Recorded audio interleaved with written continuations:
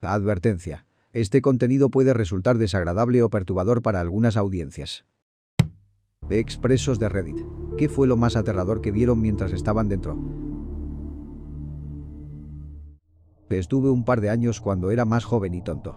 La mierda más loca que vi fue en realidad en la cárcel del condado y no en la prisión estatal. La cárcel del condado estaba justo en la frontera entre Texas y México, así que había muchos hispanos. Lo raro era que los hispanos nacidos en Estados Unidos y los mexicanos de México se odiaban absolutamente. Vi a un hispano de Texas calentar un tazón de agua hasta que estaba hirviendo con el microondas, teníamos microondas en el tanque, y luego procedió a arrojársela a la cara de un mexicano de México y luego cagarlo a golpes. Los gritos de ese tipo me perseguirán para siempre. También vi a un tipo tomar una cuchilla de un pequeño sacapuntas, atarla a un cepillo de dientes y luego cortar la cara de un tipo de oreja a oreja mientras dormía. El tipo vivió, pero su cara parecía una maldita escena de crimen. A principios de los 90, mi padre era un sargento de la prisión cuando yo todavía era un niño. Recuerdo un largo periodo de tiempo en el que no se le permitía besarnos ni estar cerca de mi madre, mi hermana y yo. Años más tarde me enteré de que se debía a que un recluso con VIH se cortó deliberadamente y trató de infectar a unos funcionarios cercanos durante una pelea. Practicaron una precaución extrema mientras mi padre se sometía a revisiones cada pocos meses para asegurarse de que no había contraído la enfermedad. Afortunadamente no se infectó. Esta no es mi historia, pero sí la de mi tío. Estuvo en la cárcel durante casi 2 años. Lo llamaremos M. Ahora bien, la razón por la que M fue a la cárcel fue por posesión de heroína. Era un adicto en el momento en el que fue a la cárcel. M tenía amigos que ya habían estado en la cárcel antes. Así que sabía cómo debía mantenerse fuera del paso y de la atención de los demás. Un día entró un nuevo preso. Lo pusieron en la celda justo al lado de la de mi tío e inmediatamente cuando este tipo fue traído, las hostilidades aumentaron rápidamente. M se dio cuenta de que todo el mundo o bien miraba o amenazaba a este tipo. Mi tío preguntó por qué todo el mundo odiaba tanto a este tipo. Resulta que el tipo era un pederasta que estaba cumpliendo cadena perpetua por haber abusado y luego asesinado a un niño. Una noche M se despierta con el sonido de los golpes. Todo esto lo podía oír desde su celda. Uno de los guardias se había permitido entrar para darle una paliza al pedo. Como mi tío estaba allí dentro, vio y oyó cómo golpeaban a este chico repetidamente durante meses. Lo torturaban e incluso abusaban de él. No dijo nada porque creía que el tipo se lo merecía. Mi tío se preocupa mucho por los niños. Mi tío se marchó y años más tarde se enteró por las noticias de que el pedo se había ahorcado en su celda. Los años de tortura le llegaron. Como dice mi tío. Me estaba duchando en una ducha comunitaria. Este tipo entra y es inmediatamente asaltado por 4 tipos. Uno de ellos saca la tira metálica de una maquinilla de afeitar y procede a cortarle la jodida oreja. Buenos tiempos, lol. Creo que, por lo general, cuando eso sucede, la persona era el blanco por algún motivo, no suelen decidir al azar cortarle la oreja a alguien. Sí, cargos por agresión. O eso he oído. ¿Te estás sugiriendo que existen zonas en las duchas comunitarias lo suficientemente aisladas como para agredir a alguien y pensar que puede salirte con la tuya? Lo más probable es que los guardias estuvieran sobre los tipos al igual que un lobo sobre un ternero dormido. Exacto. La zona de duchas estaba literalmente en la misma habitación que la sala de ocio con 1 o 2 guardias vigilando. Normalmente habrían parado algo así, pero esta vez o bien habían visto quién era la víctima o bien simplemente lo ignoraron porque no les apetecía. No soy un preso, sino un exguardia. Trabajé en un centro de detención de menores en Nuevo México.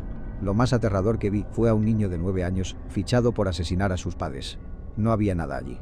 No puedo llamar a esta cosa ni siquiera humana. Miré a los ojos de este niño y sentí más miedo del que he sentido hasta hoy. Esto no era un niño, era un monstruo. Pura maldad, condensada y con forma humana. Y para aclarar, ya he fichado y atendido a sospechosos de asesinato antes, no era nada nuevo. Pero este niño era diferente. Muy diferente. Nunca rompía ninguna regla y siempre seguía las órdenes, pero nunca hablaba a menos que se le preguntara algo directamente. Y entonces era cortante y breve. Tampoco lloraba nunca. Lo cual es muy inusual para un niño de 9 años en la cárcel. Finalmente fue juzgado y trasladado a un centro psiquiátrico. No obstante, nunca olvidaré los ojos del niño. Me acompañan hasta el día de hoy. Un amigo mío hizo una corta temporada. Por lo que me dijo, se suponía que tenía que conseguir los papeles que detallaban sus cargos antes de llegar a la cárcel, pero no lo hizo. Esto hizo que los otros presos sospecharan, ya que creían que era un chivato, que intentaba ocultarles ese hecho y le amenazaron con molerle a palos. Un viejo conocido suyo estaba allí y le aseguró a mi amigo que no tenía nada de qué preocuparse, ya que a él le llevaban meses amenazándole y no le había pasado nada. Esa noche, mientras mi amigo hacía la cama, unos cuantos presos entraron en la celda de su conocido y lo golpearon hasta dejarlo a un hilo de perder la vida. Le golpearon la cabeza contra el hormigón hasta el punto de que mi amigo pudo oírlo. Dice que ese fue el momento en el que se asustó de verdad. Obligatoriamente no soy un preso, sino un exagente penitenciario. Una vez tuve que hacer horas extras en una unidad de alta seguridad. Lo primero que ocurre al entrar en esta unidad es que recibimos una llamada de que un recluso que había salido de viaje por motivos médicos iba a volver y que iba a ser colocado en una celda de vigilancia de suicidios. Este recluso había sido llevado a un hospital externo por haberse cortado el brazo desde la muñeca hasta el bíceps. Lo colocamos en la celda de vigilancia de suicidio y fuimos a buscarle una alfombra de cama, lo cual era difícil porque no podía tener una con un orificio mientras estuviera en vigilancia de suicidio. Me dijo que, si no le conseguía una colchoneta en 5 minutos, iba a empezar a arrancarse costuras. Le dije que esperara. Me fui a buscar una colchoneta y al parecer habían pasado 6 minutos, porque cuando volví, se había arrancado las vendas y se había arrancado todos los puntos del brazo. La sangre estaba por todas partes y podíamos ver fácilmente el músculo y la grasa de su brazo. Aceptó que le pusieran las esposas y siguió su camino hacia el hospital exterior. Más tarde me enteré de que solo lo había hecho inicialmente porque quería salir de la cárcel por un tiempo. Solo ese hecho me dejó descolocado. No puedo imaginar lo atrapado que tienes que sentirte como para arrancarte la piel de esa manera, solo para tener un pequeño viaje fuera.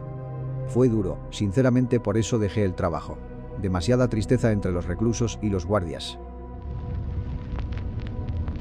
Una vez estuve en la cárcel esperando ver a un juez. Me habían trasladado a 3 cárceles diferentes en 3 días por alguna razón, no era un alborotador y solo estaba en la cárcel por conducir con una licencia suspendida, pero soy grande y de aspecto aterrador. De todos modos, cuando me trasladaron al tribunal, me esposaron a alguien que cumplía cadena perpetua y era de la hermandad aria. Soy hispano, pero parezco completamente blanco y tengo la cabeza rapada. Me dijo que había luz verde con los negros y que tenía que golpear a la vista. Si veía a un negro al alcance de la mano, estaba obligado a luchar contra él, o me golpearían o matarían después. Daba miedo, y por suerte los guardias estaban al tanto y mantenían a todo el mundo separado hasta que terminaba la luz verde. Era un oficial, no un prisionero.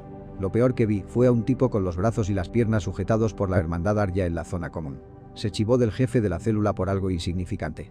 Otros miembros de la hermandad en el 3er nivel, 3 pisos más arriba, dejaron caer un inodoro sobre la cabeza del tipo. Quedó como si hubieran dejado caer una sandía desde esa altura. ¿Y hiciste algo para intentar detenerlos? No hay formas más fáciles de asaltar a alguien que sujetarlo y tratar de golpearlo desde 3 pisos de altura con un inodoro cayendo. Desgraciadamente no lo hice porque estaba almorzando, pero vi todo lo que pasó desde la sala de descanso de los oficiales. Y sí, solo querían mandar un mensaje. Yo no, pero mi marido estuvo en la cárcel cuando era joven. Dijo que en el lugar en el que estuvo la gente tenía una forma de revisar tu ego. Los tipos más duros se acercaban a ti el primer día y te preguntaban cuántas flexiones podías hacer. Si eras inteligente, lo ignorabas o simplemente te lo tomabas a risa y seguías adelante. Si eras un estúpido fanfarrón o tuvieras algo que probar, dirías que puedes hacer una gran cantidad de flexiones o hablarías de ti mismo. Si hacías eso, ellos se mostraban amistosos y decían, oh, veámoslo. Así que el pobre tipo realizaría todas las flexiones que pudiera. Los chicos duros le daban ánimos al novato, actuando amistosamente, empujándolo a hacer más. Actuaban impresionados y bromeaban. Luego, en cuanto el chico nuevo había hecho todas las flexiones posibles, se abalanzaban sobre él y le daban una paliza. El chico no podría resistirse porque había llegado al máximo de flexiones. Así, cualquier chico con un exceso de ego se quedaba muy tranquilo durante el resto de su estancia. Un amigo mío trabajaba en un centro penitenciario. Tenían un recluso que tenía la costumbre de agredir y abusar de otros reclusos. Este tipo estaba cumpliendo cadena perpetua por asesinar a sus abuelos, pero antes de ello, abusando de su abuela. Llevaba desde los años 80 y nadie había podido convivir con él porque se trataba de un maníaco muy peligroso. Decidieron juntarlo con un tipo enorme que estaba preso por un montón de delitos violentos relacionados con bandas. Mi amigo dijo que el departamento de prisiones pensó que, como el nuevo compañero de celda era 30 años más joven y estaba cubierto de músculos, sería capaz de imponerse. A los pocos días, el nuevo compañero de celda pidió la custodia protectora y alegó que había sido abusado. Al parecer, este viejo asesino había hecho una apuesta con su nuevo compañero de celda en la cual el que pudiera hacer más flexiones obtendría la mejor litera en la celda. Después de que nuestro joven pandillero hiciera 1 tonelada de flexiones, estaba tan cansado que no pudo detener la paliza que le siguió. Lo último que supe es que el anciano tenía una habitación para él solo. El abuso nunca fue procesada porque el pandillero no estaba dispuesto a testificar porque no podía arriesgarse a que la gente se enterara. No es un prisionero. Mi amigo solía trabajar en una fábrica industrial de acero o algo así. Estaba siendo entrenado por un trabajador hondureño para hacer forja. Era un trabajo duro, pero dijo que el tipo era muy agradable y realmente le ayudó a entender. Mi amigo tiene facilidad para hacerse amigo de adultos significativamente mayores y seguía diciendo que era un buen tipo, con esposa e hija, logró ajustar legalmente su estatus en mi país, con una vida aparentemente normal y honesta. Unas semanas más tarde, nos topamos con el tipo en las noticias locales. Aparentemente fue arrestado por una semana más o menos por abusar de su propia hija y la apuñaló en la espalda, creo. Aunque no fue un corte muy profundo por lo que sobrevivió.